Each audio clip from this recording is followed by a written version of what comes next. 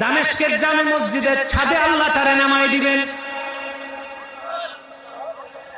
মোল্লা আলী কারি ইমামে আজম আবু হানিফা রাহমাতুল্লাহ বিশ্ববরণ্য কিতাব আল ওয়াসিয়ার ব্যাখ্যা করতে যে শারহ ফিকহিল আকবরে লেখেন, আল্লাহ তাআলা হযরত ঈসাকে আকাশ থেকে নামাবেন দামেস্কের জামে মসজিদের ছাদে। সারা দুনিয়া দাজ্জাল কবজা করে ফেলবে, শুধু জাজিরাতুল আরবে দাজ্জাল ঢুকতে পারবে না, সারা দুনিয়া অবরুদ্ধ হয়ে যাবে। ইমামে মাহদী তিনি পেরিয়ে উঠবেন না, তিনি সামান্য কিছু মুসলমান নিয়ে দামেস্কের জামে মসজিদে আশ্রয় নেবেন। শুক্রবার দিন হবে, আসর নামাজের আজান হয়ে যাবে, একামত হয়ে যাবে। লোকেরা বলবে হুজুর নামাজ শুরু করেন। হযরত ঈসা বলবেন না, আমার কাছে ইলহাম হয়েছে, আল্লাহ নবী আল্লাহর পয়গম্বর ঈসা ইবনে মারইয়াম আকাশ থেকে নেমেছেন, তিনি আসলে একসাথে জামাত হবে।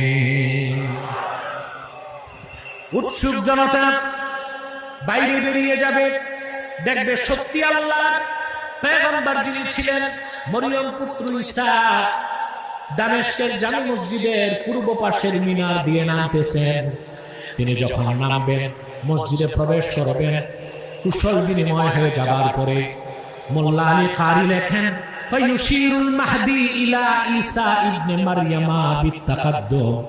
ইমামে মাহদি হযরত ঈসাকে ইশারা করে বলবেন, হুজুর আপনি নামাজ পড়ান, আজান হয়ে গেছে, ইকামত হয়ে গেছে।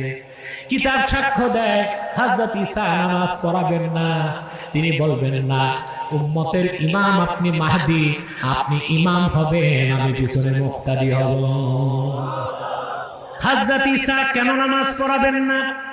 মোল্লা আলী কারি ব্যাখ্যা লিখেছেন, ফায়াক্তাদি বিহি লিয়াযহারা মুতাবিআত নবিনা মুহাম্মাদিন সাল্লাল্লাহু আলাইহি ওয়াসাল্লাম। হযরত ঈসা তিনি নামাজ পড়াবেন না, মাহদির পিছনে নামাজ পড়বেন। কিয়ামতের আগের মানুষগুলোকে এই মেসেজ দেবার জন্য, মরিয়ম পুত্র আমি ঈসা নবী হিসেবে আসি নাই, মুহাম্মদ সাল্লাল্লাহু আলাইহি ওয়াসাল্লামের উম্মত হিসেবে এসেছি।